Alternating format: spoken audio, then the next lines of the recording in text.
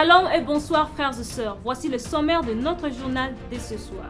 Hosanna Tabernacle du révérend pasteur Salem Mosaïlo consacre son nouveau building au Seigneur dans une série de réunions allant du 12 au 15 août 2021. Les choses sont maintenant plus claires. Le pasteur Barutika Songo Beka ne plus seulement évêque général, mais c'est bien lui qui prépare la seconde venue de Jésus-Christ. Plusieurs hommes de Dieu ont réagi. Détails dans ce journal. Fini les suspens. Gozen Tabernacle du Pen a finalement un pasteur de son choix. C'est le frère Caleb Chaka qui a été choisi pour être pasteur à la place de son père. Désormais en RDC, la dot pourrait être fixée à 500 ou 200 dollars américains, chose qui fait polémique où plusieurs pasteurs du message se sont exprimés. Événement moderne rendu clair par la prophétie. Dans cette page, nous parlerons de l'évolution de la science qui est parvenue à faire voler une voiture en l'heure pendant 35 minutes. Tout de suite, les détails. Frères et sœurs, merci de nous rejoindre sur le plateau de Sunset News. Nous sommes à Cape Town et voici notre journal de ce 20 juillet 2021. Notre page d'information s'ouvre avec la grande nouvelle du 69e anniversaire du patriarche André Vibidila Mwana Manyanga. Cet homme qui fait désormais la fierté de croyants, ministres et de toutes les générations du message du temps de la fin. La joie du jour de sa naissance a été immense, pas seulement dans de grandes villes, mais spécialement dans la province de Lomami en Ngandajika où ce jour l'a trouvé en plein voyage missionnaire. Je vous propose de suivre ceci en images. En prenant son 4x4 pour un voyage missionnaire comme d'habitude, cette fois-ci vers Ngandajika dans la province de Lomami, le patriarche André Vibidila n'avait pas oublié sa date de naissance et devait voyager pour l'amour du royaume. Parce que c'est mon anniversaire aujourd'hui. Mais c'est en voulant faire une surprise par l'annonce au saint que lui-même a été surpris par un ruban de joyeux anniversaire et plusieurs cris de joie en plein cœur. Au point qu'il a été lui-même obligé d'arrêter cette ambiance festive pour ne pas interrompre la réunion. Cette joie au sujet de son jour de naissance s'est enfin répandue partout dans le monde, comme une fumée jusqu'à rappeler à tous combien cet homme a eu à disposer sa vie pour le service du Seigneur pendant plusieurs décennies. Il a amené plusieurs, pas seulement au salut pour l'au-delà, mais aussi à la réussite sur tous les plans. Il a béni le mariage, consacré les bébés, conseillé les jeunes, consacré les ministres et enseigné pas seulement la doctrine, mais aussi établi l'ordre. Happy birthday, pasteur André Vibidila. C'est comme pousse un champignon que Hosanna Tabernacle du révérend pasteur Salem Mosaïlo a fait pousser de la terre un joli building qui va être consacré au Seigneur le mois prochain dans la ville de Kinshasa. Plusieurs pasteurs, ministres et musiciens sont invités à cette occasion où ces grandes cérémonies ressemblent à celles du temps de Salomon. Nous avons le révérend pasteur en ligne pour nous décrire ces grands bâtiments. Suivez d'abord ces reportages de Sunset News.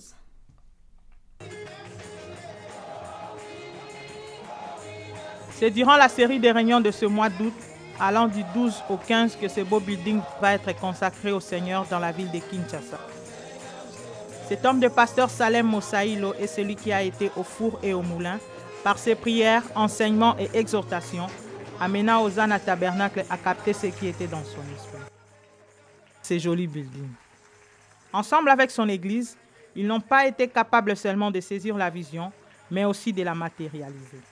C'est finalement en ce mois d'août, comme au temps de Salomon, en présence de plusieurs invités, qu'Hosanna Tabernacle du révérend pasteur Mosaïlo sera dédicacé au Seigneur. Pour rappel, Hosanna Tabernacle a été fondé le 6 septembre 1999 par son actuel pasteur. Il est situé sur l'avenue Boussinga numéro 2 bis, dans la commune de Kalamu, Kinshasa, RDC.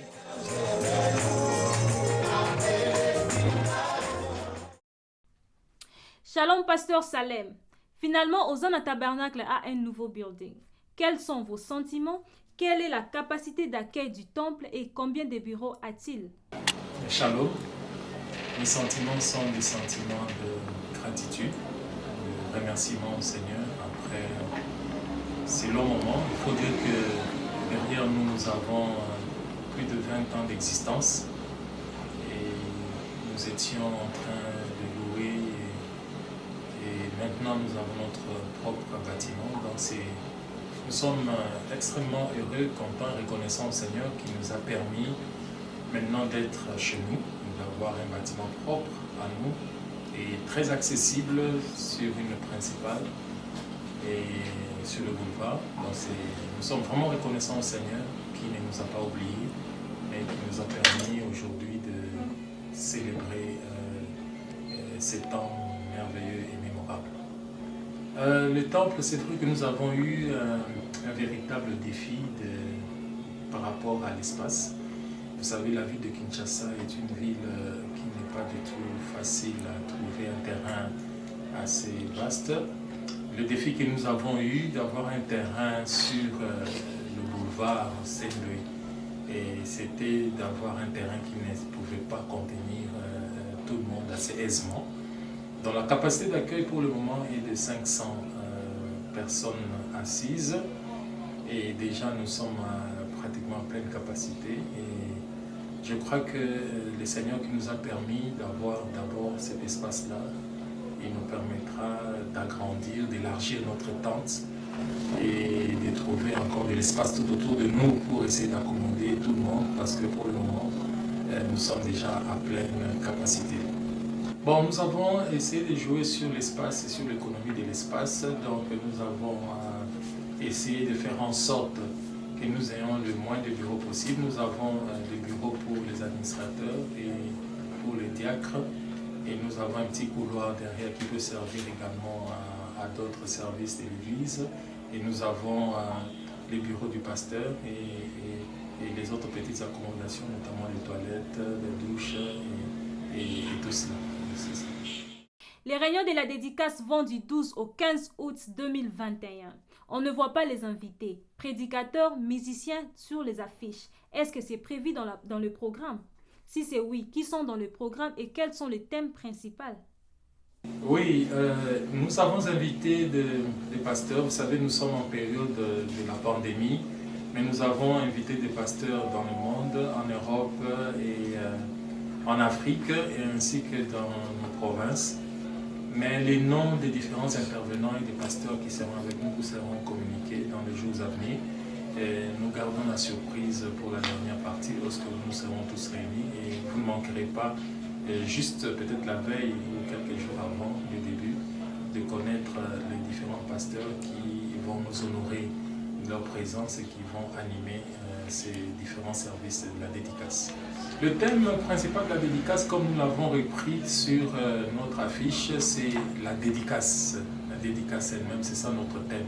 Nous n'avons pas voulu mettre notre thème à part le thème central de la dédicace, où Salomon est en train de dire dans sa prière que j'ai bâti un temple à l'Éternel qui sera sa demeure éternelle. Et c'est ça notre thème, c'est bâtir un temple pour l'Éternel, un lieu où Dieu peut venir habiter.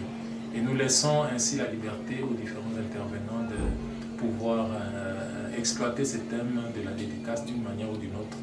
Et c'est cela. Nous vous remercions, Pasteur Salem. C'est après le fausses critiques et calomnies contre le frère Caleb Tchaka que le Seigneur a honoré la maison du défunt Tchaka Benjamin en élevant au poste du pasteur l'un de ses fils à Gozen Tabernacle que lui-même avait fondé. Suivez ceci. C'est 10 ans après le départ à la maison du révérend pasteur Tchaka Benjamin que finalement un nouveau jour s'est levé sur Gozen Tabernacle Ipen. Nous allons vous présenter le pasteur de Gozen Tabernacle. S'il peut s'approcher devant cette chaire. Avec sa Bible sur le cœur, avança au pas doux, l'image de son père traversant l'esprit, le pasteur Caleb monte à la chaire au cri de joie de ceux qui désormais sont ses fidèles. Il vient sans surprise d'être voté par une majorité écrasante pour être pasteur de cette église fondée par son père biologique. Il a dans sa première prière à côté du pasteur Kachunga confessé, continué le travail de son père. Et dans cette même ambiance, un concert d'adoration est organisé ce dimanche 25 juillet à Gozen Tabernacle. Alléluia. Les choses sont maintenant plus claires. Le pasteur Baruti Kasongo Beka n'est plus seulement évêque général, mais c'est bien lui qui prépare la seconde venue de Jésus-Christ. Suivez d'abord ces reportages de Sunset News. Après qu'un des anciens ait témoigné que Dieu lui avait dit que l'enlèvement aura lieu lorsqu'il deviendra pasteur, c'est le tour du révérend pasteur Baruti Kasongo d'affirmer d'avoir vu Dieu le Père, d'être précurseur de la seconde venue de Jésus-Christ, en dépit de William Marion Branham et de sa commission. J'ai vu Dieu. I saw God. Je l'ai vu face à face. J'étais dans cette lumière-là. Moi, quand il vient, souvent, il est ici sur ma tête. Le révérend Baruti Kasongo se caractérise depuis un temps par soit le guérison, miracle ou les déclarations fracassantes, lesquelles embarrassent les frères et sœurs juste parce qu'il lui attribue tout ce qui a fait de William Branham messager de l'âge.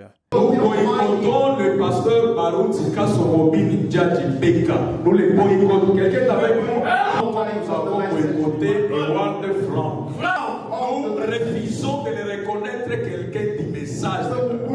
Après avoir déclaré que le frère Billy Paul lui avait dit que le même ange qui accompagnait son père l'accompagnait, chose qui a choqué plusieurs, jusqu'à Billy Paul lui-même. Chaque parole est un mensonge. Je n'ai jamais dit une chose pareille. Je ne crois pas à une chose pareille et que Dieu soit miséricordieux à celui qui a dit un tel mensonge. Je me tiens ici dénonçant toute chose comme étant un mensonge. Je ne peux pas m'imaginer qui que ce soit dire une chose pareille ou comment n'importe qui pouvait même penser à une chose comme ça. Mais c'est 100% un mensonge séducteur. Je n'ai jamais dit ça et je ne croirai jamais une chose pareille. Billy Paul Branham. Cette fois-ci, le révérend Baruti Kasongo vient d'affirmer qu'il sera là jusqu'à l'enlèvement. William Branham avoir été son précurseur à lui et lui être précurseur de Jésus-Christ dans sa seconde venue. Frère Branham a fait son travail. Il a prêché dans le monde entier. Il a fait des campagnes. Mais Jésus n'est pas revenu jusqu'à aujourd'hui. But Jesus has not come back since now, right? La seconde venue ne peut pas venir par l'écoute des bandes. Non. No. Par un homme qui sera puissant. That'll be powerful. Qui va succéder Frère Branham. That will succeed Brother Branham. Celui qui prépare la seconde venue aujourd'hui est devant vous.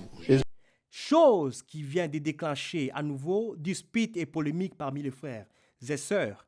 Et tout le monde se demande ce qui reste de William Marion Branham lui-même. Sami Kazadi, Sunset News, Cape Town.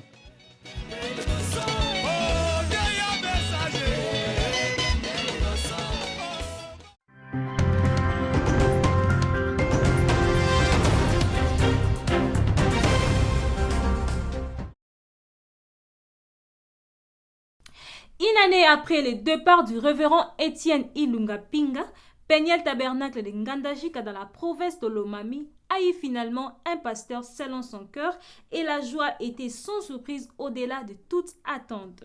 Je vous laisse voir cela. À Peniel Tabernacle de Ngandajika, la joie était inflammable. Surtout avec la présence du patriarche André Vidila pendant la manière. C'est après la mort du révérend Étienne Ilunga que cette église vient d'avoir un nouveau pasteur à la place du défunt Étienne Ilunga. Une année après, Peniel Tabernacle vient de retrouver un autre berger que le patriarche Vidila a qualifié d'Ingui. La joie était immense en cette occasion, au travers d'une adoration qui n'avait pas l'air de s'arrêter. Ruth Moukeba, Sunset News, Cape Town.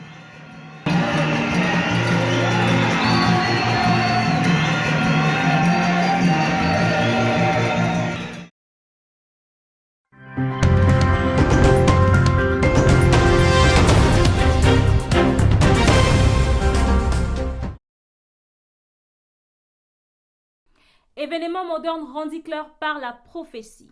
Dans cette page, nous parlerons de l'évolution de la science qui est parvenue à faire voler une voiture en l'air pendant 35 minutes.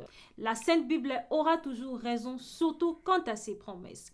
Un homme de la science du nom de Stephen Klein a voyagé à bord d'une voiture volante pendant 35 minutes.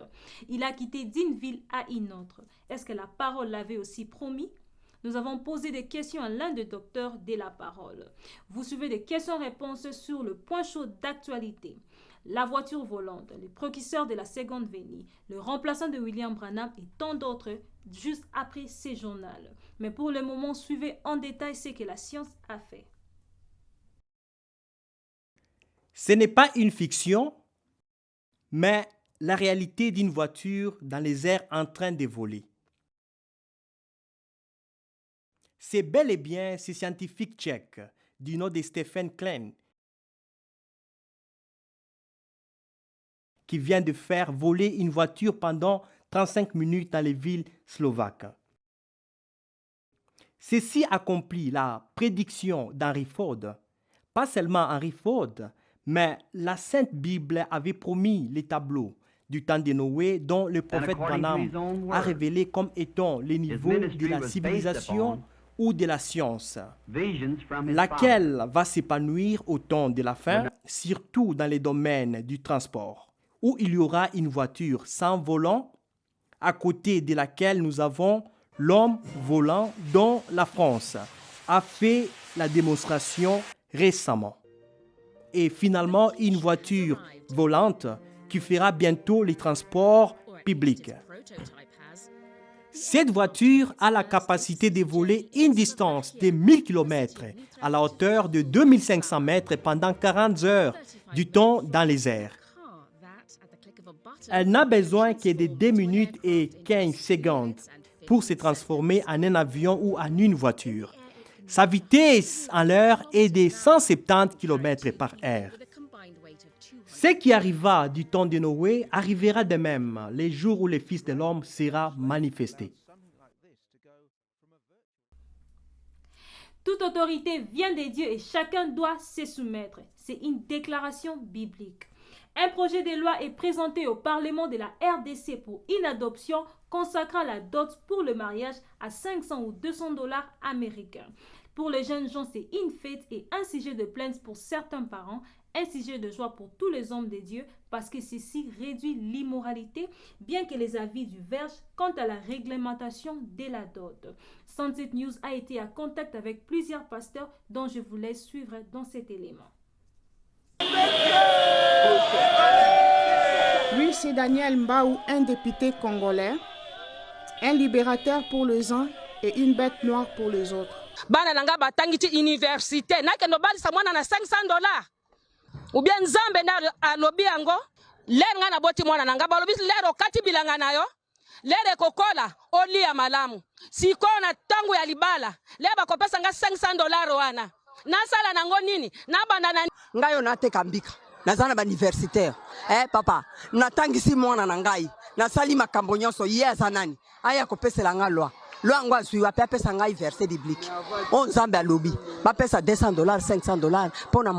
un pays où une famille survit avec 3 ou 2 $ par jour, la dot est depuis un temps un moyen d'enrichissement pour plusieurs familles. Chose qui a rendu le mariage un sujet de jeûne et prière et favorisé l'immoralité, les célibats endurcis, la prostitution et les grossesses avant le mariage. Le député Daniel Mbaou est l'initiateur du grand projet de la loi sur la limitation de la dot à 500 ou à 200 $. Pendant que les uns se plaignent, la jeunesse, elle, se réjouit. Moi, je suis d'accord avec cette proposition de loi. J'ai marié mes 2 filles. J'ai demandé une Bible et j'ai dit à la famille de donner ce qu'ils veulent. C'est d'abord vrai. C'est que papa a dit c'était la Bible. 100%. Même en Badot, au pasteur d'Ioka, à l'Aubert, on a évité. Ce sont les frères de Shekina qui sont venus m'aider. La Shekina, c'est 500 $. Et pasteur d'Ioka, on a Congo et comme 500 $. Bon, je salue pasteur d'Ioka, c'est à travers des paroles comme ça qu'on reconnaît des vrais hommes de Dieu. Exact. Joël Poiti, Sunset News, Cape Town. Ce soir, nous avons en ligne pour vous le pasteur Eli Chimanga depuis Lubumbashi et le pasteur Nathan Epenge depuis Johannesburg, à qui nous allons poser les questions sur la dot. Révérend, la loi avait fixé la dot à 500 ou 200 dollars américains. Quelles sont vos impressions en tant qu'homme de Dieu et qui dit la parole à ce sujet? Bon, shalom, merci d'abord. Bon, mon impression, je ne sais pas ce que je peux dire, mais William Branham dit que nous devons respecter les lois des pays. Voilà, ça c'est d'abord ce que dit le prophète. Donc quand c'est une loi qui est votée dans votre pays, on respecte cela. Ça c'est d'abord une chose qui nous a été enseignée. C'est ce que dit la parole en fait. Parce que William Branham étant la parole pour nous. Donc si la loi là est votée de payer 500 dollars et que c'est ce que le gouvernement a voté pour tout Congolais, cela avait quand même déjà été voté là-bas, de l'autre côté Congo-Brazzaville. Bon, pour nous, si cela est voté et que c'est la loi, moi je ne vois pas de problème, surtout que le prophète nous a dit que nous devons respecter et obéir aux lois. Bon, voilà. Mais quant à moi, vous connaissez ma position là-dessus contre d'autres. Voilà. J'ai parlé avec quelqu'un, il m'a dit que non, le pasteur Arthur Moussaka à Paris, il avait donné sa fille, il avait seulement demandé la Bible. Je connais beaucoup de pasteurs, même Life, il avait demandé la Bible, quelque chose comme ça. Peut-être moi, je vais demander le livre des sceaux. Voilà. Mais moi, je ne vois pas de problème. Voilà, je ne vois pas de problème là-dessus. Donc, voilà. Merci, que le Seigneur vous bénisse. Merci beaucoup, Pasteur Nathan. Pasteur Eli Chimanga, nous sommes à votre écoute. Merci, Sunset News. Que dit la parole ne fixe pas les montants à verser pour la dot. Et je crois que ceci ne devrait pas être une loi. Pourquoi? Parce que avant que cette loi ne soit proposée, il y a déjà des femmes qui étaient prises en mariage à 500 dollars, à 200 dollars, voire même moins de 200 dollars. Alors, je ne vois pas pourquoi ceci devrait être une loi, parce que cela dépend d'une famille à l'autre.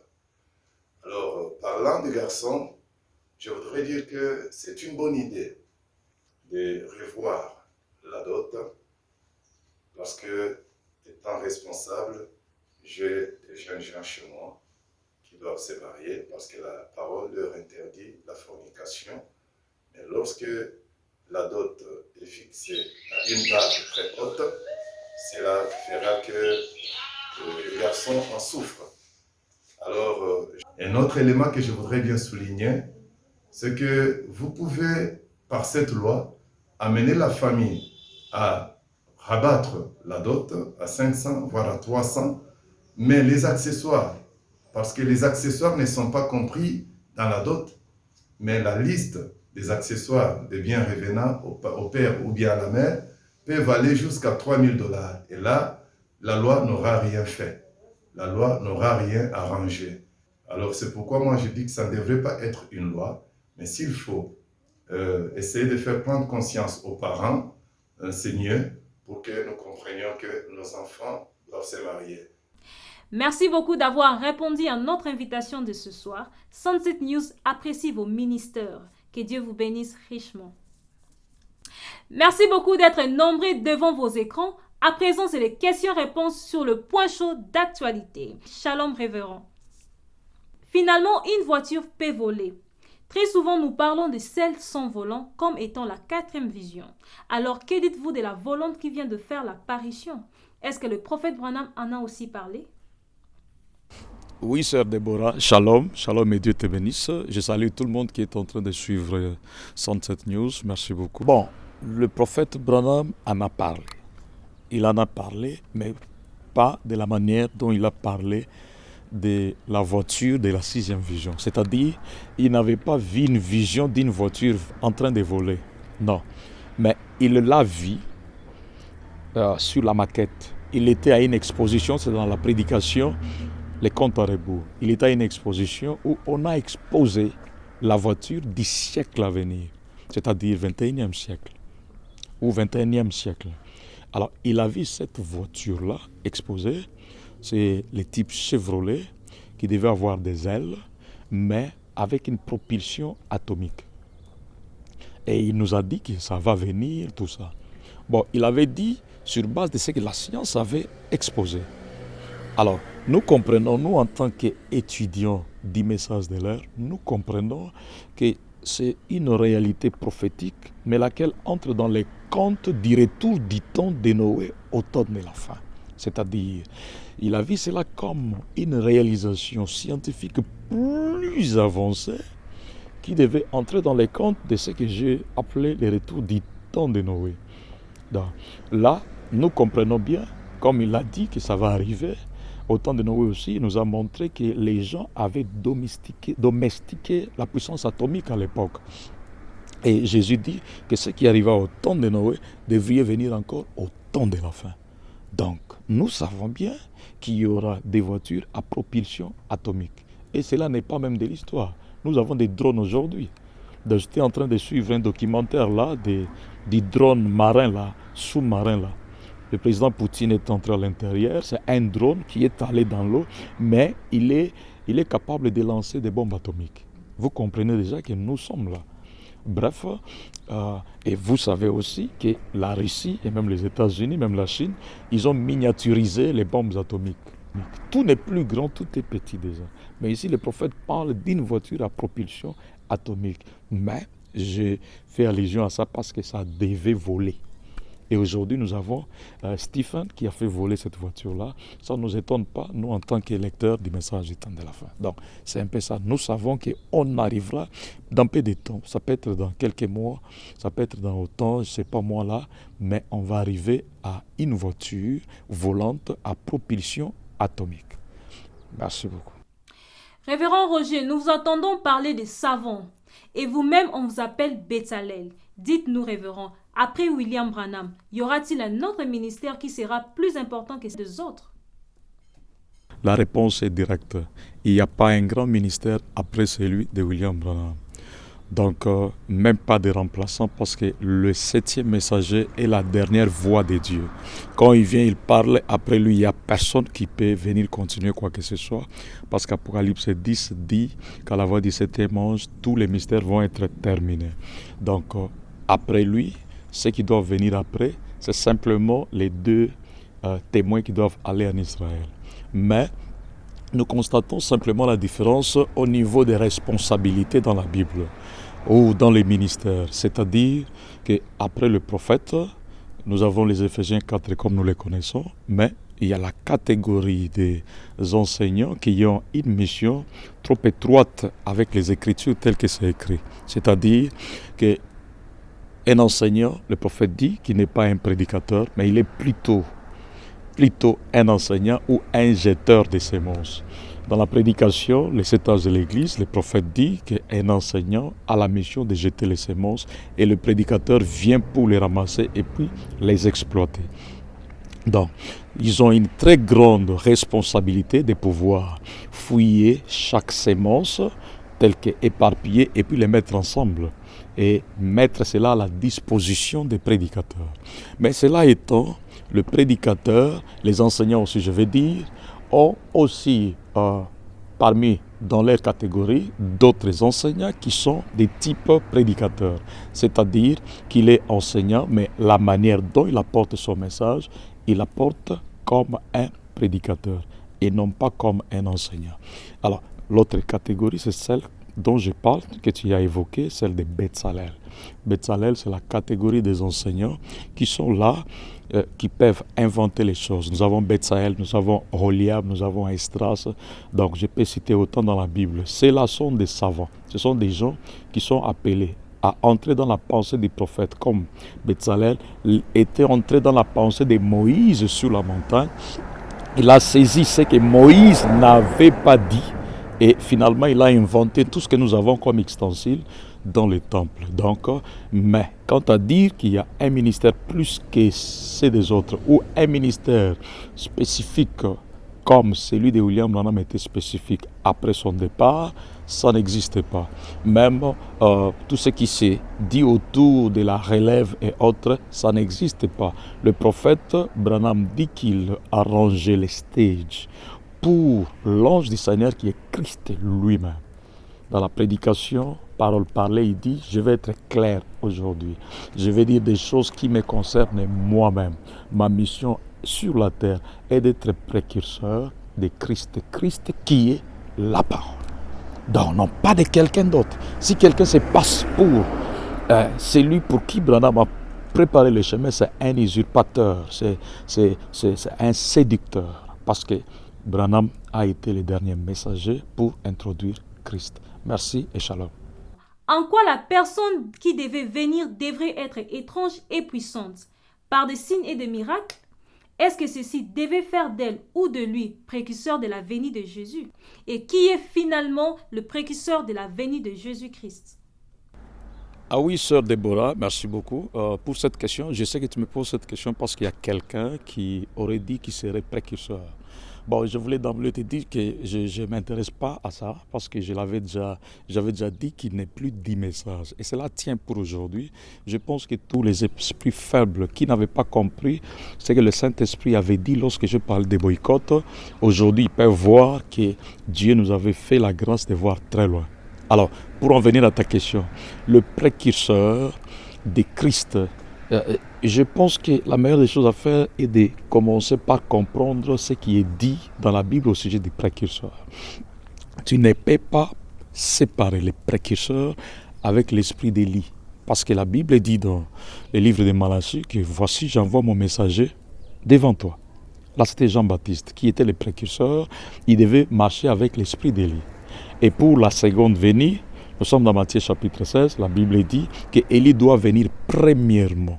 Donc, Élie vient premièrement par rapport à qui? Par rapport à Christ. Et donc, l'esprit d'Élie est précurseur dans la première venue, l'esprit d'Élie est précurseur dans la seconde venue.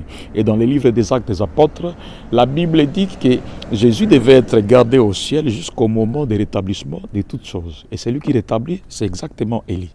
Maintenant, pour en venir à ce qui concerne, je ne sais pas moi, miracle ou pas miracle, comment cette personne devait être importante. Ici, j'aimerais vous dire que penser que cette personne devrait être influente et grande à cause des miracles, c'est faux et archi-faux. Pourquoi? Parce que la Bible dit, dans Luc chapitre 1, lorsqu'elle parle de Jean-Baptiste, qui était l'Élie de la première venue, ou le précurseur de la première venue, la Bible dit que cet enfant devait marcher devant Dieu avec l'esprit et la puissance d'Élie. Et la puissance de Jean-Baptiste n'a pas consisté dans les miracles, parce que Branham dit que Jean-Baptiste n'a accompli aucun miracle. Donc vous comprenez avec moi que parler des miracles dans cette histoire des précurseurs, c'est faux et archi-faux. C'est faire preuve de n'avoir pas compris ce que la Bible dit et ce que les prophètes voulaient dire. Donc, ça n'a rien à voir. Jean-Baptiste n'a accompli aucun miracle. Mais la Bible dit, ou Jésus dit que Jean-Baptiste était le plus grand de tous les prophètes, ou même de tous ceux qui étaient nés des femmes. Qu'est-ce qui faisait de lui grand? Je viens de montrer qu'il n'a pas fait de miracles, mais il est néanmoins grand. Mais qu'est-ce qui faisait de lui grand? Dans la prédication, la brèche, livre des Sceaux, le prophète Branham dit qu'il était grand parce qu'il était le messager de l'alliance. C'est-à-dire qu'il initiait le corps à la tête. Les autres messagers avaient parlé de Jésus, mais lui est venu parler de Jésus et il a pointé. Il était une sorte d'écou. Quand le prophète dessine cette personne-là, Jean-Baptiste est l'écou et la tête est venue se poser là. Il était bref un prophète de l'Alliance. Ce qui nous ramène encore aux catégories des prophètes.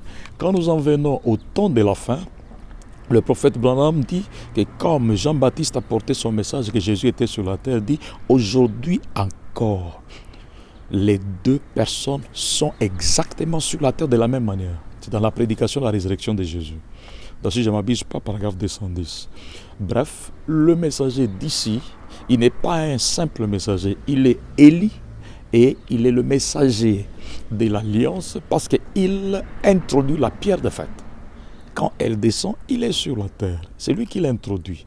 Et il dit dans l'exposé que le 7e messager fera probablement la même chose que Jean-Baptiste avait fait. Il va pointer à l'épouse parole, Christ, pour dire voici l'époux, allez à sa rencontre. Exactement ce que Jean-Baptiste avait fait. Voici l'agneau de Dieu qui ôte les péchés du monde. Bref, Élie n'est rien d'autre ou personne d'autre que l'esprit d'Élie. Il y a des écritures, je sais, le prophète dit que le précurseur de la venue de Jésus aujourd'hui, c'est le Saint-Esprit qui est dans l'Église, qui prépare. Mais le Saint-Esprit n'est personne d'autre que le Christ lui-même, selon la fonction qu'il vient accomplir dans cet âge-là. Dans cet âge ici, le Saint-Esprit, la grande œuvre du Saint-Esprit devrait être la préparation de l'épouse, c'est-à-dire la restauration de la parole. Je disais, la grande œuvre de Christ aujourd'hui devrait être la préparation de l'épouse et l'ouverture des sceaux. Et c'est pourquoi c'est les précurseurs, c'est Élie, ou c'est le Saint-Esprit sous forme d'Élie, parce que l'Élie d'aujourd'hui, c'est le Seigneur Jésus-Christ lui-même. Merci, Dieu bénisse. Beaucoup d'expériences du paradis et d'au-delà aujourd'hui. Où se trouve Dieu? Est-ce que ceux qui sont au paradis voient-ils Dieu? Est-ce que quelqu'un peut-il voir Dieu? Pouvez-vous nous aider avec cela aujourd'hui? Ah oui, pour cette question-là, donc c'est un peu amusant. Donc, tu ne peux pas parler des paradis sans faire allusion aux dimensions. Ça, c'est la clé. Or, nous avons les 3 dimensions qui sont dans le temps. La 6e dimension, pour parler de cela directement, c'est le paradis. C'est là où Frère Branham est allé lorsqu'il est allé de l'autre côté. Dieu n'habite pas dans cette dimension-là. Le prophète Branham dit, dans plusieurs citations, il dit que Dieu habite la 7e dimension. C'est au-dessus là-bas que se trouve Dieu. Dieu n'est pas dans la 6e dimension. Donc si quelqu'un va dans la 6e dimension et voit Dieu, c'est déjà, vous comprenez que c'est hors la parole. Et nous aurons une sorte de Jeannès et Jambres. Donc Dieu est dans la 7e dimension. Et quand Frère Branham est allé dans la 6e dimension, il dit que j'ai demandé, j'ai dit que je vais voir Dieu. Et on m'a dit non, tu ne peux pas le voir, Dieu n'est pas ici. Il est au-dessus de toi, un peu plus haut. Le plus haut là, c'est la 7e dimension. Et ceux qui sont au paradis ou dans la 6e dimension, les prophètes disent qu'ils sont en dessous de l'autel de Dieu. Et personne ne peut les voir. À Frère Branham, il a été dit que quand il viendra, Jésus, il viendra d'abord à toi, et toi tu vas présenter les gens de ta génération à lui, et ensuite vous descendrez sur la terre. Donc, là-bas il n'y a pas Dieu. Là-bas il n'y a pas Dieu. Dieu est dans la 6e dimension, 7e dimension.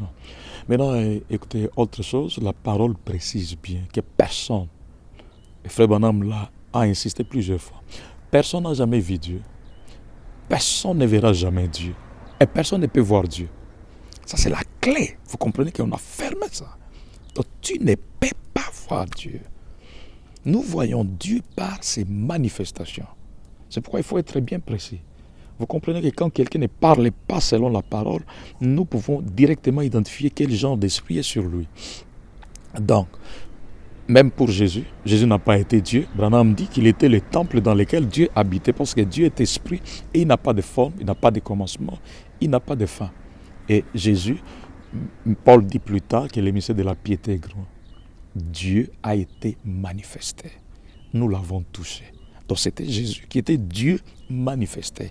Donc Dieu, retenant que Dieu est esprit, tu ne peux pas le voir.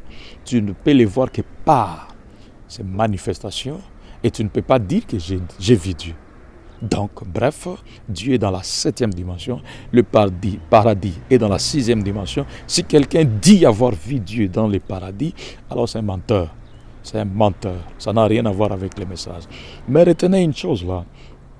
Je voulais insister que vous devez, tous ceux qui ne parlent pas selon la parole, doivent être mis de côté. C'est ce que j'appelais boycott. C'est ce que j'appelais Jeannès et Jambres